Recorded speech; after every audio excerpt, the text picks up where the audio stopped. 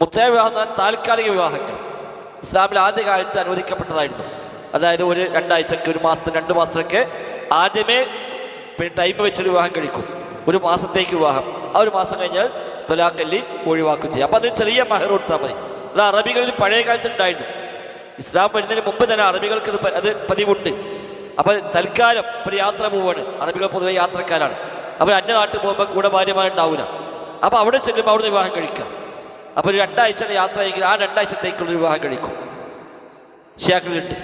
അപ്പോൾ അതിൽ ചെറിയൊരു മഹർ എന്തെങ്കിലും കൊടുത്താൽ മതി. ആ മഹർ കൊടുത്തിട്ട് വിവാഹം കഴിക്കും. ആ 2 ആഴ്ച കഴിഞ്ഞാൽ അത് അവസാനിച്ചു ഒരു പോരുകയും ചെയ്യും. അതാണ് മുത്തലാഖ് വിവാഹം. അത് ഇസ്ലാം ആദ്യകാലത്ത് അനുവദിച്ചിരുന്നു, പിന്നീട് അത് ഹറാമാക്കി. പിന്നൊരു ഘട്ടത്തിൽ വീണ്ടും അത് അനുവാദം നൽകിയിട്ടുണ്ട്. പിന്നീട് എന്നേക്കുമായിട്ട് ഹറാമായിക്കൊണ്ട് നബി തങ്ങൾ പ്രഖ്യാപിക്കുന്നുമുണ്ട്. എന്നാൽ ഇമാം മുസ്ലിമിന്റെ റിപ്പോർട്ടിൽ, ഇബ്നു അബ്ബാസ് എന്ന് വരുന്ന റിപ്പോർട്ടിൽ കാണാം മുത്തലാഖ് വിവാഹം അനുവദനീയമാണ് എന്ന റിപ്പോർട്ട് ഇപ്പോഴുമുണ്ട്.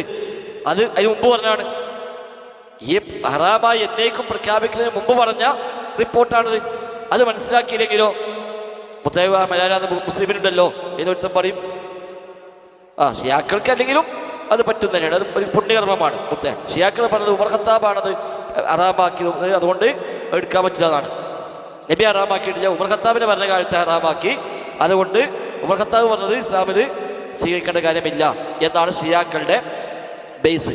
അതിന് ഉമർ ഖത്താബിൻ്റെ കാലത്ത് ചില ആളുകൾ മുത്തലാഖ് വിവാഹം ചെയ്തതായി ശ്രദ്ധയിൽപ്പെട്ടു. അത് നബി ഇത് എന്നേക്കുമായി ഹറാമാണ് എന്ന് പ്രഖ്യാപിച്ചത് അറിഞ്ഞിട്ടില്ലാത്ത ചിലർ മുത്തലാഖ് വിവാഹം നടത്തി. അപ്പോൾ ഉമർ ഖത്താബിന് ശ്രദ്ധയിൽപ്പെട്ടു, ഇങ്ങനെ ചിലർ മുത്തലാഖ് വിവാഹം നടത്തുന്നുണ്ട്. അപ്പോൾ ഉമർ ഖത്താബ് ഓർഡർ ഇട്ടു, മുത്തലാഖ് വിവാഹം പാടില്ല, അത് നബി ഹറാമായി പ്രഖ്യാപിച്ചിട്ടുണ്ട്. അതുകൊണ്ട് ഇനി ആരെങ്കിലും മുത്തലാഖ് നടത്തുകയാണെങ്കിൽ അതിന് കണിശമായ നടപടി സ്വീകരിക്കും എന്ന് ഉമർ ഖത്താബ് പ്രഖ്യാപിച്ചത് ശരിയാണ്. പക്ഷെ ആ പ്രഖ്യാപിക്കുമ്പോൾ പ്രഖ്യാപനം പറഞ്ഞു നബി ഹറാമായി അവസാന ഘട്ടത്തിൽ പ്രഖ്യാപിച്ചിട്ടുണ്ട് എന്ന് പറഞ്ഞിട്ടാണ് ഉമർ ഖത്താബ് പറയുന്നത്. അല്ല, ഉമർ ഖത്താബിന്റെ സ്വന്തം വക അത് ഹറാമാക്കിയതല്ല. അപ്പോൾ അതാണ് അവർ പറഞ്ഞത്, ഉമർ ഖത്താബ് കൊണ്ടുവന്ന ഭരണപരിഷ്കാരാണ്, അത് സ്വീകരിക്കേണ്ട ബാധ്യതയില്ല. കാരണം ഓരോ കണക്കിന് ഉമർ ഖത്താബ് കാഫിറാണ്, ഷിയാക്കൾ കണക്കിന്. അതോടെ ഉമർ ഖത്താബ് പറഞ്ഞ നിയമം സ്വീകരിക്കേണ്ട ബാധ്യതയില്ല. അതുകൊണ്ടാണ് ഓരത് വരുന്നത്. ഇടക്കാലത്ത് ഹലാക്കിയിട്ടുണ്ട്, പിന്നെ അത് വീണ്ടും ഹറാമാവുകയാണ് ചെയ്തത്.